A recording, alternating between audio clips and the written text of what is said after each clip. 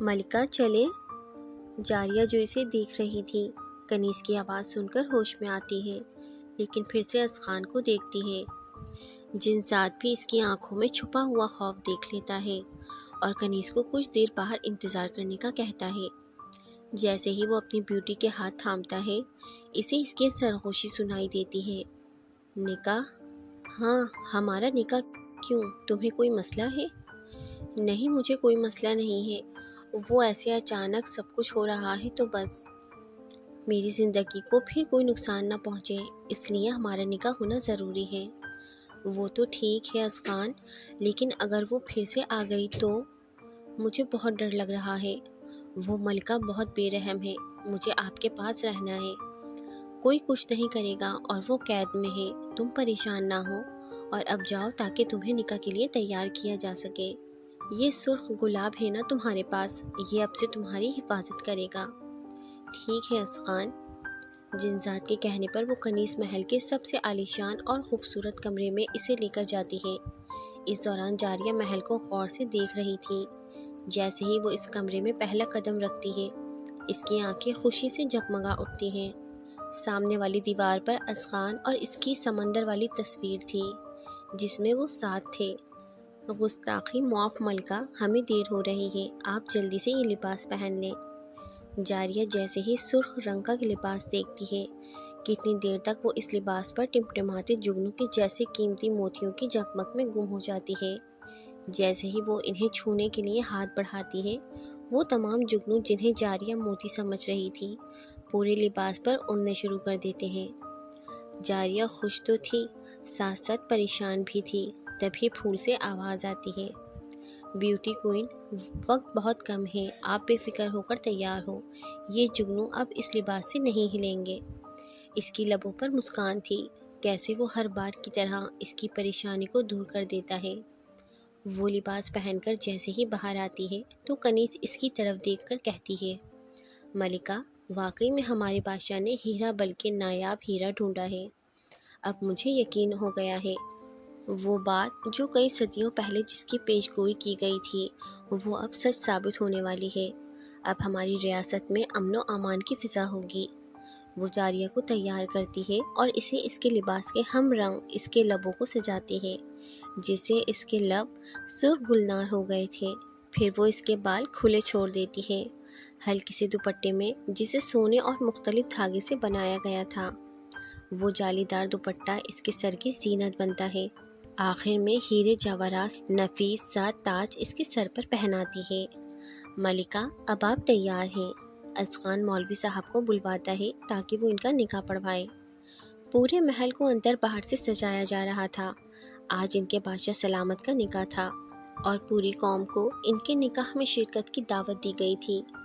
اذخان اپنے بابا کا وہی شاہی لباس پہن کر تیار ہو رہا تھا جو انہوں نے اپنی بادشاہت کی افتتاحی تقریب پر زیبتن کیا تھا، جو کہ سیاہ اور سرخ رنگ کا تھا۔ وہ جیسے ہی تیار ہوتا ہے، غلام نکاح کے آغاز کے وقت کا کہتا ہے تو وہ اپنی وجاہت اور جاہ و جلال کے ساتھ حال میں داخل ہوتا ہے۔ چاروں طرف موجود عوام اپنے بادشاہ سلامت کی تعظیم کے لیے کھڑے ہوتے ہیں۔ کچھ ہی دیر بعد جاریہ گھونگھٹ میں اپنا سرخ گلاب تھامے شاہی لباس میں ہال میں داخل ہوتی ہے۔ جاریہ قدم بڑھاتی ہے، 7 کنیزوں نے پیچھے سے اس کا لباس تھام رکھا تھا تاکہ ان کی ملکہ آسانی سے چلے۔ جیسے جیسے وہ آگے بڑھ رہی تھی ویسے ویسے عوام اپنا سر جھکائے سلام کر رہی تھی۔ جاریہ کو اذخان کے پاس مگر کچھ فاصلے پر تخت پر بٹھا دیا جاتا ہے۔ بادشاہ سلامت، اگر اجازت ہو تو نکاح شروع کرایا جائے؟ اجازت ہے۔ اذخان کے اجازت دینے پر نکاح کی ابتدائی مراحل شروع ہوتے ہیں اور جاریہ سے پوچھا جاتا ہے۔ اس دوران اس پر اپنی فیملی کے جذبات اتنے حاوی ہو گئے تھے کہ وہ جواب دینے میں دیر کرتی ہے۔ جیسے ہی اذخان کے مرتے ہوئے آخری پل یاد آتے ہیں، پھر جیسے ان تمام لمحات کو فراموش کیے اس کے دل و دماغ میں ایک ہی نام گونج رہا تھا، اذخان۔ وہ آنکھیں جو رو رہی تھیں اپنے آنسو پرے دکھیلتی ہیں اور مسکرا کر جواب دیتی ہے، قبول ہے۔ جاریہ کے دستخط کرنے کے بعد اذخان بھی اپنی رضامندی دیتا ہے اور اس طرح نکاح کی رسم پوری ہوتی ہے۔ ہر طرف مبارکباد کی آوازیں تھیں۔ تمام اپنے بادشاہ اور ملکہ کو سلامتی بھیج رہے تھے، جس کا جواب ازخان خوش ہو کر دے رہا تھا۔ پھر وہی کنیزیں اسے واپس ازخان کے کمرے میں لے کر جاتی ہیں۔ جاریہ اب بھی گھونگھٹ میں تھی، وہ مضطرب سی بیڈ کے کنارے پر بیٹھی تھی۔ اگلے پل اسے اپنے ہاتھ پر نرم سا لمس محسوس ہوتا ہے۔ ازخان اس کا گھونگھٹ ہٹاتا ہے، وہ تو اسے اس روپ میں دیکھ کر دنگ رہ گیا تھا۔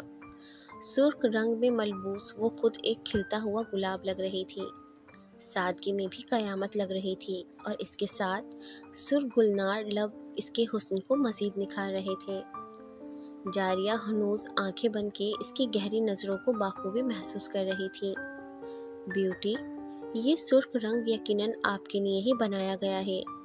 یہ رنگ میرے لیے محض خوبصورت رنگ تھا، مگر آج کے بعد یہ رنگ تمام رنگوں میں میرا دل پسند رنگ ہوگا۔ بیوٹی، اپنی آنکھیں بند کرو۔ جاریہ بنا بحث کیے بند آنکھوں کے ساتھ مسکراتی ہے۔ اب آنکھیں کھولو۔ آنکھیں کھولتے اسے بلیک سی نظر آتا ہے۔ کتنی دیر تک وہ اس کالے سمندر کو حیرت سے تکتی رہتی ہے، پھر جن ذات کی طرف مڑ کر دیکھتی ہے۔ ازخان، جی، تھینک یو سو مچ، آپ بہت بہت اچھے ہیں، آپ کی وجہ سے میرا بلیک سی پر جانے کا خواب پورا ہو گیا۔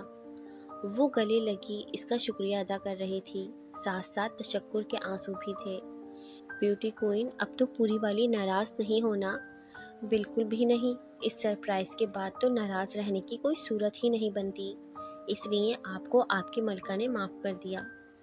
بہت بہت نوازش، ہماری رحم دل ملکہ۔ پھر دونوں ہی مسکراتے ہیں، ان کی ہنسی آس پاس گونج رہی تھی۔ بیوٹی کوئن، وہ اب گھٹنوں کے بل اس کے سامنے ہاتھ پھیلائے بیٹھا تھا۔ نکاح عشق کا تمہاری خوبصورتی کے سامنے ایک حقیر سا تحفہ پہنانا چاہتا ہوں۔ وہ بھی بنا تاخیر کے اپنا ہاتھ اس کے ہاتھ میں دیتی ہے۔ ازخان اسے انگوٹھی پہناتا ہے، کالے سمندر کی طرح وہ سیاہ قیمتی ہیرا جس کے چاروں طرف چھوٹے چھوٹے انتہائی نفیس ہیرے اس انگوٹھی کی خوبصورتی میں مزید اضافہ کر رہے تھے۔ یہ بہت بہت زیادہ خوبصورت ہے ازخان، تمہیں پسند آئی؟ ہاں، ازخان اتنی زیادہ پسند آئی ہے کہ اس کی خوبصورتی کے آگے اب آپ کی آنکھوں کی خوبصورتی مدھم پڑ گئی ہے۔ اچھا، اب ذرا نیچے کی طرف دیکھو بیوٹی کوئن۔ وہ جیسے ہی نیچے دیکھتی ہے، اسے قدموں کے نشانوں سے بنے ہوئے دل پر جگنو بیٹھے اسے اپنی مدھم مگر خوبصورت روشنی سے منور کرتے ہیں۔ اس دل نشین منظر میں ان دونوں کا عکس چاروں اطراف جگنو اور اس دل میں ٹھہرے ہوئے دو وجود کے عشق و دیوانگی کی داستاں اب لوح عشق میں لکھی جا رہی تھی۔ بیوٹی کوئن، تم خوش تو ہو نا؟ میں جانتا ہوں نکاح کا فیصلہ بہت جلدی میں کیا، تمہیں اپنی زندگی میں شامل کرنے کے لیے میں خود غرض بن گیا تھا، تمہاری رائے لیے بغیر اتنا بڑا فیصلہ لیا، میں مجبور ہوں تمہارے معاملے میں، میرا دل خود غرضی کا شکار ہوتا ہے۔ میں جانتا ہوں تمہاری خواہش تھی کہ نکاح میں تمہاری فیملی بھی شامل ہوتی، اور نکاح کے وقت تم انہیں کتنی شدت سے یاد کر رہی تھیں، اس کا مجھے بخوبی اندازہ تھا۔ دستخط کرتے ہوئے تمہیں اپنے ابو یاد آ رہے تھے، میں سب جانتا تھا۔ جب تم نے تیسری بار جواب دیتے ہوئے دیر کر دی تو میری سانسیں میرا ساتھ چھوڑنا شروع ہو گئی تھیں، یہاں میری سانسیں الجھی، وہاں تمہاری دھڑکن تھمی تھی، پھر تم نے فوری جواب دے کر ہم دونوں کی سانسوں کو زندگی بخش دی، اس کے لیے بہت بہت شکریہ۔ ازخان، شکریہ کرنے کی ضرورت نہیں ہے، میری سانسیں آپ سے جڑ چکی ہیں تو میں کیسے اپنی زندگی کو تکلیف پہنچا سکتی ہوں۔ ازخان، آپ سے اگر ایک بات کہوں تو مانیں گے؟ ایسی کیا بات ہے؟ وہ میں کہہ رہی تھی کہ آپ اپنی والدہ کو معاف کر دیں، میں مانتی ہوں وہ بہت غلط تھیں، آپ نے خود بتایا تھا کہ وہ شرمندہ تھیں، آپ پلیز میرے خاطر انہیں معاف کر دیں۔ بیوٹی، آپ کیسے میرے دل کے ہر بات جان جاتی ہیں؟ آج میں جتنا اپنے والد کو یاد کر کے رویا تھا اتنا ہی اپنی والدہ کے لیے دل دکھ رہا تھا، وہ مجھ سے بہت پیار کرتی ہیں، مجھے پتا ہے، وہ نہیں چاہتی تھی کہ ان کی اور ان کے بیٹے کی محبت میں کوئی شراکت دار ہو، یہی وجہ تھی وہ تمہیں پریشان کرتی تھیں۔ آج میری زندگی کے اس اہم موقع پر ان کا ساتھ چاہتا تھا، میں بہت خوش ہوں، لیکن پھر بھی ایک کسک تھی، مگر اب تمہاری اس بات سے سب کچھ ٹھیک ہو جائے گا، والدہ پھر سے ہمارے ساتھ رہیں گی بہت خوش ہو کے۔ شکر ہے ازخان، آپ نے میری بات مان لی، جب تک ہمارے کسی بزرگ کا کسی بڑے کا سایہ شفقت نہ ہو تو ہر خوشی ادھوری رہتی ہے۔ ब्यूटी क्वीन आंखें खोलें। वालिदा आपको देख रही हैं। क्या हम पहुंच गए हैं और आपने मुझे बताया भी नहीं? असखान की अम्मी अब जारिया के पास खड़ी इसका हाथ थाम रही थीं। इसका हाथ कपकपा रहा था, जो वो महसूस करके शर्मिंदा हो गई। तुम भी असखान की तरह मुझे प्यारी हो, क्या तुम मुझे माफ़ नहीं कर सकती? मैंने बहुत बुरा किया था तुम्हारे साथ, इस काबिल तो नहीं हूँ, मगर फिर भी हो सके तो मुझे माफ़ कर देना। अरे वालिदा, ऐसे क्यों कह रही हैं? आपने अभी तो मुझे अपनी बेटी कहा है और हमारे यहाँ सास को माँ का ही दर्जा दिया जाता है। रही बात माफ़ करने की, वो तो मैं कब का आपको माफ़ कर चुकी हूँ। जारिया इनके हाथों को अकीदत से छूती है और मलका अपनी बहू के माथे पर प्यार करती हैं। बस करें वालिदा, मुझे भी शामिल कर लें, आपका प्यार का मैं भी तो हकदार हूँ। वो तो मेरे शेर बेटे तुम हो, मगर आज से याद रखना, बहू को कोई भी तकलीफ़ ना पहुँचे, वरना मुझसे बुरा कोई नहीं होगा। जब भी तुम्हें तंग करे तो मुझे बताना। जी वालिदा। और तीनों ही हंस रहे थे, मगर किसी को ये खुशी के पल नागवार लग रहे थे। असखान, आज सनी का निकाह है। हाँ, तो फिर ब्यूटी क्वीन को जाना पड़ेगा। अगर मैं कहूँ ना जाऊँ तो मैं नहीं जाऊँगी, यही आपके सामने रोती रहूँगी। अब इतने प्यार से कह रही हो तो मानना पड़ेगा। तुम्हारी नाराज़गी बर्दाश्त से बाहर है। चलो अब तुम्हें छोड़ आऊँ। आप सच में मुझे जाने दे रहे हैं असखान? अगर इसी तरह बैठी रहो तो इरादा बदल भी सकता हूँ। नहीं, देखे मैं तैयार हूँ। आज मैं आंखें बंद नहीं करूँगी, आप ऐसे ही ले जाएं। मैं अपनी फेवरेट चमकती आंखों में देखते हुए ये सफ़र करना चाहती हूँ। जो हुक्म। ध्यान रहे, अब एक बार भी पलक नहीं झपके। ओके बादशाह जी। जारिया ने अभी बात मुकम्मल ही की थी कि अगले पल वो इसके सामने अपने कमरे में थी। अपना बहुत ख्याल रखना, मैं निकाह में आने की पूरी कोशिश करूँगा। वो जैसे ही दरवाज़ा खोलती है, सनी अंदर दाखिल होता है। भाई, मैं आपको बहुत मिस कर रही थी। सनी मुस्कुराकर इसके सर पर हाथ रखता है।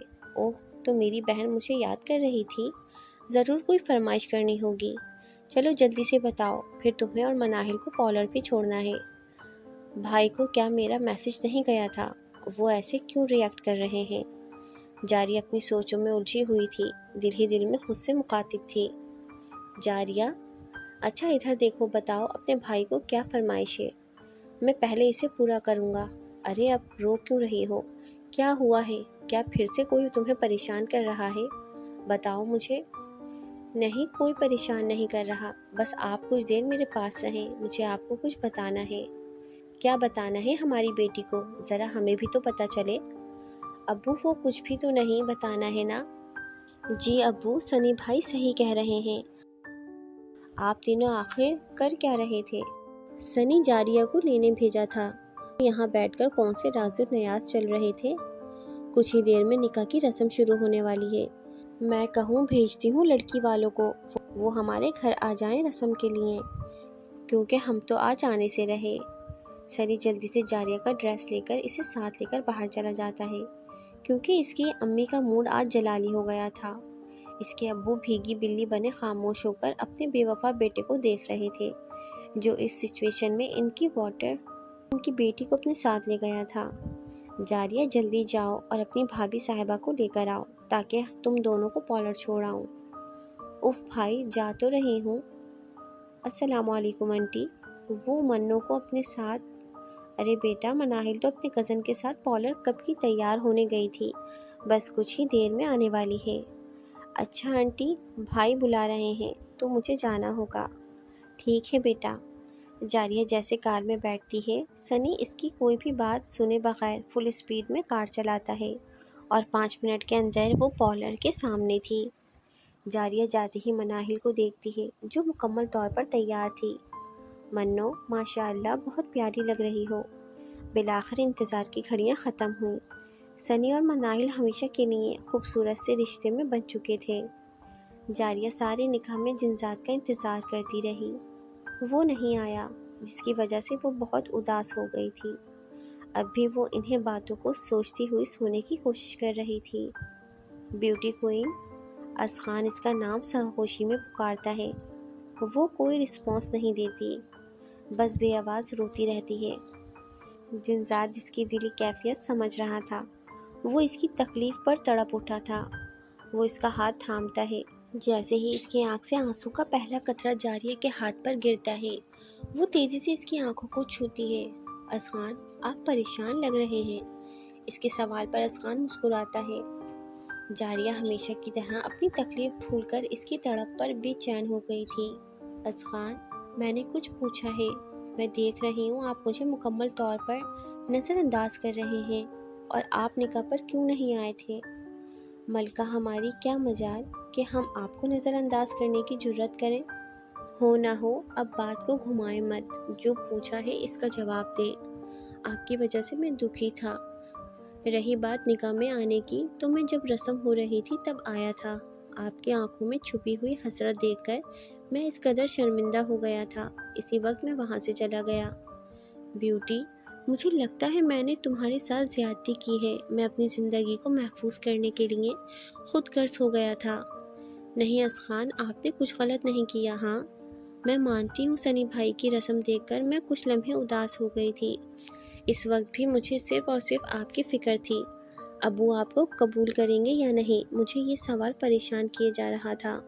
آج آپ کا جنزاد آپ سے وعدہ کرتا ہے، ہماری شادی آپ کے ابو کی دلی رضامندی سے ہوگی۔ ہم بھی عام لوگوں کی طرح نارمل زندگی بسر کریں گے۔ سچ میں اذخان، کیا ایسا ممکن ہے؟ ابو مان جائیں گے؟ ہاں، نہ صرف مانیں گے بلکہ اپنی خواہش پر تمہارا ساتھ زندگی بھر کے لیے میرے نام کریں گے۔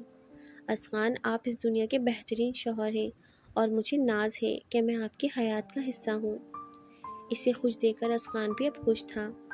جاریہ اور مناہل اپنی اسٹڈی میں مصروف ہو گئی تھیں۔ ابھی بھی جاریہ اپنے کمرے میں بند پڑ رہی تھی۔ اسے اپنی امی کے رونے کی آواز آتی ہے۔ وہ ننگے پاؤں نیچے کی طرف بھاگتی ہے، جہاں اس کے ابو صوفے پر زخمی حالت میں بیٹھے تھے۔ ان کے سر پر گہری چوٹ آئی تھی۔ ابو، یہ کیسے ہوا؟ جاریہ ان کی چوٹ کو چھو کر دیکھ رہی تھی۔ جاریہ، میری جان، ہلکی سی چوٹ ہے، پلیز رونا بند کرو۔ پہلے تمہاری امی رو رہی تھیں اور اب بیٹا آپ بھی۔ مجھے اس چوٹ سے تو درد نہیں ہو رہا۔ ہاں، اگر آپ دونوں ایسے روتی رہیں تو مجھے پھر بہت زیادہ تکلیف ہوگی۔ جاریہ کے ابو کا کہنا تھا کہ دونوں ایک ساتھ ہی آنسو صاف کرتی ہیں۔ پاس ہی بیٹھا نوجوان اس پری پیکر کی دلچسپ حرکت پر مسکراتا ہے۔ ابو، آپ نے بتایا نہیں، چوٹ کیسے لگی؟ جاریہ، بچے، میں اب ٹھیک ہوں، آپ ریلیکس ہو جائیں۔ ابو، آپ کو پتا تو ہے میری جان بستی ہے آپ میں، اگر خدا نہ خواستہ آپ کو کچھ ہو جاتا تو میں تو جیتے جی مر جاتی۔ وہ جو اپنے ابو کے کندھے پر سر رکھے اپنا ڈر بیان کر رہی تھی۔ کسی چیز کے اچانک گرنے سے ہوش میں آتی ہے۔ اوہ سوری انکل، غلطی سے ہاتھ لگ گیا۔ جاریہ جیسے ہی آواز کے تعاقب میں دیکھتی ہے تو سامنے موجود شخص کو دیکھ کر دنگ رہ جاتی ہے، جو شرمندہ سا اس کے ابو کو وضاحت دے رہا تھا۔ اذخان، یہ یہاں کیا کر رہے ہیں؟ ارے نہیں بیٹا، شرمندہ ہونے کی کوئی ضرورت نہیں، ہو جاتا ہے کبھی کبھی۔ بیگم، اس بچے نے مجھے آج بچایا ہے اور گھر تک بھی یہی لے کر آیا ہے۔ اس کی امی اس اجنبی کے سر پر ہاتھ رکھتی ہیں۔ بہت بہت شکریہ بیٹے۔ انٹی، اب آپ نے مجھے بیٹا بنا ہی لیا ہے تو پھر شکریہ کہہ کر شرمندہ نہ کریں۔ جاریہ، بچے جاؤ، مہمان کے لیے چائے بنا کر آؤ۔ جی امی۔ وہ شوق تھی، کچھ ہی دیر میں خود کو نارمل کر چکی تھی۔ وہ چائے بناتے ہوئے کچن سے اذخان کو دیکھ رہی تھی، جو بہت مؤدب بنا اس کے امی ابو سے کسی بات پر مسکرا کر جواب دے رہا تھا۔ بیوٹی، چائے ابلنے والی ہے۔ اسے جنزاد کی آواز آتی ہے اور وہ جلدی سے چائے کی طرف متوجہ ہوتی ہے۔ حیران ہونے کی ضرورت نہیں، میں یہاں آپ کے پیرنٹس کے ساتھ بیٹھا ہوں، لیکن میری ساری حصیں آپ کی طرف متوجہ ہیں۔ چائے لے کر وہ اسے پیش کرتی ہے اور پھر ابو سے اجازت لے کر اپنے کمرے میں پڑھنے چلی جاتی ہے۔ اس کی جانے کی وجہ سے وہ سمجھ گیا، فی الحال ساس اور سسر کا دل جیتنا زیادہ اہم تھا۔ چائے پینے کے بعد ہی وہ جانے کے لیے اٹھتا ہے۔ جانے کی اجازت اسے اس شرط پر ملتی ہے کہ وہ دوبارہ ان سے ملنے ضرور آئے گا۔ کمرے میں جاتے ہی وہ ادھر سے ادھر چکر لگا رہی تھی۔ اسے یہی فکر کھائی جا رہی تھی، اگر کسی کو پتہ چل گیا تو اس سے آگے وہ سوچنا ہی نہیں چاہتی تھی۔ اذخان مزے سے بیڈ پر لیٹا اس کی حرکات ملاحظہ کر رہا تھا۔ مجھے پتا ہے آپ یہیں ہیں، شرافت سے سامنے آئیں۔ مجھے بہت غصہ آیا ہوا ہے، بہتری اسی میں ہے سامنے آئے۔ آنکھیں بند کیے وہ غصہ ضبط کرنے کی کوشش کر رہی تھی، تبھی اسے آنکھوں پر نرم لمس محسوس ہوتا ہے۔ بیوٹی کوئن، غصے میں آپ بالکل بھی اچھی نہیں لگتی۔ مجھے تو میری معصوم سی ملکہ چاہیے جو گھبرائی گھبرائی سی پیاری لگتی ہے۔ بیوٹی، مجھے پتا ہے میں کیا کر رہا ہوں۔ اب ڈائریکٹ تو انہیں نہیں بتا سکتا کہ میں جنزاد ہوں۔ جیسے ہی میں آپ کے والدین کا اعتبار جیت لوں گا، سب سے پہلے اپنی اصلیت بتا دوں گا۔ آپ کو مجھ پر بھروسہ ہے نا؟ وہ ہاں میں سر ہلاتی ہے۔ اذغان، جب سے ہمارا نکاح ہوا ہے، ایک عجیب سا خوف مجھے بے چین کر رکھتا ہے۔ ایسے لگتا ہے یہ سب خواب ہے۔ جیسے ہی آنکھ کھولوں گی سب ختم ہو چکا ہوگا۔ آپ کچھ کریں اذغان، مجھے یہ خوف اندر ہی اندر کھائے جا رہا ہے۔ میں خوش رہنا چاہتی ہوں، مگر یہ خوف مجھے خوش نہیں رہنے دیتا۔ ادھر دیکھیں، میری طرف۔ پہلی بات، آپ صرف خوش رہیں، مجھے اچھا لگے گا۔ جیسے آپ اپنے بھائی کو اپنی پریشانی بتا کر بے فکر ہو جاتی تھیں، ویسے ہی اب آپ کے خوف کو میں دور کر دوں گا۔ آپ عبادت پر بھی توجہ دیں، اللہ سے دعا مانگیں، دیکھیے گا سب کچھ ٹھیک ہوگا۔ سمجھ رہی ہیں نا میری بات؟ جی۔ اذغان اسے نرمی سے بیڈ پر سلاتا ہے۔ ابھی وہ اس کے پاس بیٹھا تھا کہ اسے اپنی ماں کی آواز سنائی دیتی ہے۔ وہ وہاں سے اپنے محل کی طرف جاتا ہے۔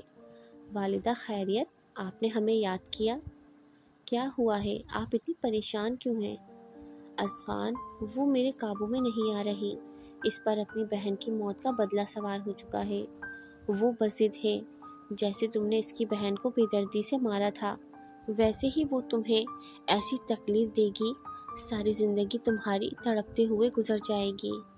یاد ہے تمہارے نکاح والے دن جب ہم تینوں آپس میں باتیں کر رہے تھے تو وہ اس وقت وہیں موجود تھی۔ مجھے اس کی حسد بھری نگاہیں محسوس ہو رہی تھیں۔ تمہارے جانے کے بعد وہ میرے پاس آئی تھی، بہت روتی رہی کہ میری وجہ سے اس کی اکلوتی بہن کی جان چلی گئی۔ میں نے اسے سمجھانے کی کوشش کی تھی، وہ کوئی بھی بات نہیں سننا چاہتی تھی۔ جانے سے پہلے وہ مجھے اس بات سے آگاہ کر گئی تھی۔ اپنے شیر بیٹے بادشاہ اذغان کو اس سر پھری کنیز کا پیغام دے دیجیے گا، اب وہ الٹی گنتی گننا شروع کر دے۔ جلد ہی ان کی خوشیوں کا وقت ختم ہونے والا ہے، پھر اس محل پر غم کے سائے ہمیشہ کے لیے چھا جائیں گے۔ میں نے اس پر اپنی شکتیوں کا استعمال کیا۔ کچھ دیر وہ تڑپتی رہی۔ اس سے پہلے میں اسے ہمیشہ کے لیے قید کرتی، وہ دھواں بن کر غائب ہو چکی تھی۔ والدہ، آپ بیٹھیں، پرسکون رہیں۔ جیسا کہ اس نے اپنے منصوبے سے ہمیں پہلے آگاہ کر دیا ہے، تو آپ کو کیا لگتا ہے اپنے منصوبے سے آگاہ کرنا اس کی کوئی چال ہے؟ خیر، آپ کو شرمندہ ہونے کی ضرورت نہیں ہے، یہ سب کچھ آپ کی وجہ سے نہیں ہوا۔ پلیز آپ خود کو قصوروار مت سمجھیں، مجھ پر بھروسہ رکھیں، میں سب سنبھال لوں گا۔ مجھے کچھ اور بھی بتانا ہے اذغان۔ جی والدہ بولیں، میں سن رہا ہوں۔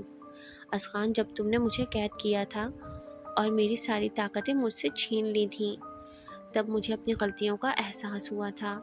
اس واقعے سے پہلے میں نے کچھ کالے سائے جاریہ یا اس کے دوستوں میں سے کسی ایک کو ختم کرنے کے لیے بھیجے تھے۔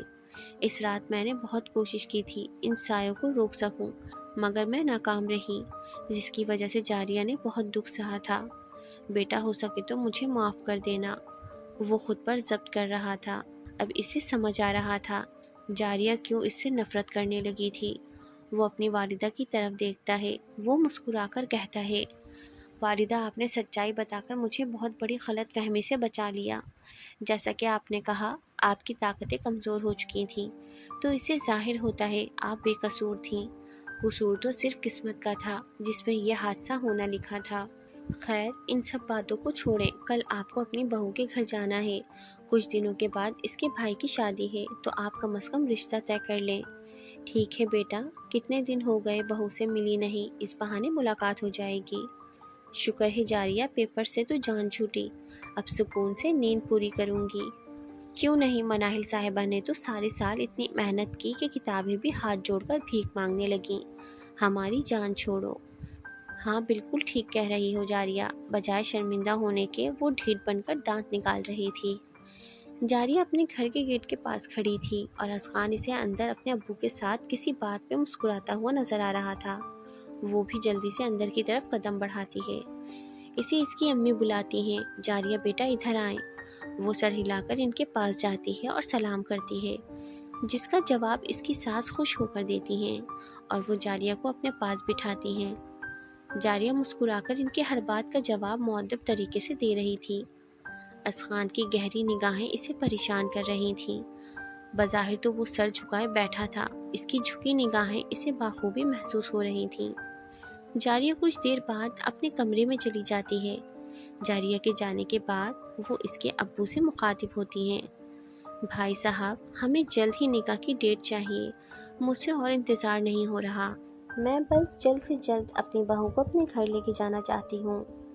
وہ تو ٹھیک ہے بہن، مگر سب کچھ اتنی جلدی مجھے کچھ سمجھ نہیں آ رہا۔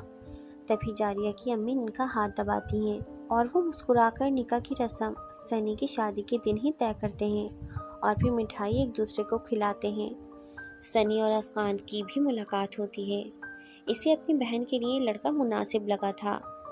وہ پھر بھی اس کے بارے میں پرسنلی ساری معلومات لینے گیا تھا۔ اب وہ مطمئن تھا اور اب اذخان کی ہر بات توجہ سے سن رہا تھا۔ اچھا بھائی صاحب، اب اجازت دیجیے، اب سنی کے فنکشن پر ملاقات ہوگی، اذخان آتا رہے گا۔ سنی کی شادی کی ساری ذمہ داری اب اذخان کی ہوگی۔ مگر بہن جی، اگر مگر کچھ نہیں، انکل میری خواہش تھی میرا کوئی بھائی ہوتا، سنی اب میرے چھوٹے بھائی کی طرح ہے، پلیز آپ منع مت کریں۔ اوکے بھائی، اب میں صرف آرام کروں گا۔ سنی، اس کے ابو غصے میں بلاتے ہیں، ارے ابو، اب یہ ناانصافی ہوگی، بڑے بھائی کے سامنے تو بے عزتی نہ کریں، ویسے بھی اب انہوں نے خود مجھے چھوٹے بھائی کے طور پر اڈاپٹ کیا ہے، تو آپ کو اس معاملے میں جو بھی بات کرنی ہے وہ آپ ان سے کریں۔ کیوں، صحیح کہا نا بگ برو؟ بگ برو میرا ساتھ دیں پلیز۔ انکل، اب اس کی شادی ہونے والی ہے تو پلیز میرے خاطر اسے مت ڈانٹیں۔ اوکے بیٹا، اب تم مجھے سنی کی طرح ابو یا بابا جان ہی بلاؤ گے، جیسا آپ کا حکم بابا جان۔ اس طرح خوشی خوشی ایک دوسرے کو الوداع کرتے ہوئے اذخان اپنی والدہ کے ساتھ واپس چلا جاتا ہے۔ ادھر جاریہ بھی بہت خوش تھی، اسے یقین نہیں آ رہا تھا اس کا اور اذخان کا نکاح اس کے ابو کی مرضی سے ہوگا۔ اس کے ابو کچھ دیر پہلے ہی اس سے رشتے کے بارے میں بتا کر گئے تھے۔ اس نے بھی اپنی رضامندی دے کر اپنے ساتھ ساتھ اپنے ابو کو بھی خوشی دی تھی۔ سنی بھائی کہاں ہیں؟ کیا ہے جاریہ، پلیز سونے دو، ابھی تو صرف رات کے 10 بج رہے ہیں اور آپ ابھی سے سونا چاہتے ہیں؟ میں تو آئی تھی بتانے آپ کی شادی کی ڈیٹ فکس ہو گئی ہے، یہاں تو دلہے کو کوئی انٹرسٹ ہی نہیں۔ ابو سے کہتی ہوں ڈیلے کر دیں، 2 سال نیند پوری کرنے کے لیے کافی ہوں گے۔ کیا؟ رکو جاریہ، میں تو کب سے جاگ رہا تھا، انتظار ہی کر رہا تھا۔ جاریہ، آج رات تمہارا جاگنے کا ارادہ ہے؟ دھمکیاں مت دو اور ادھر آ کر بیٹھو۔ بیٹھ گئی ہوں، اب پوچھیں جو پوچھنا ہے۔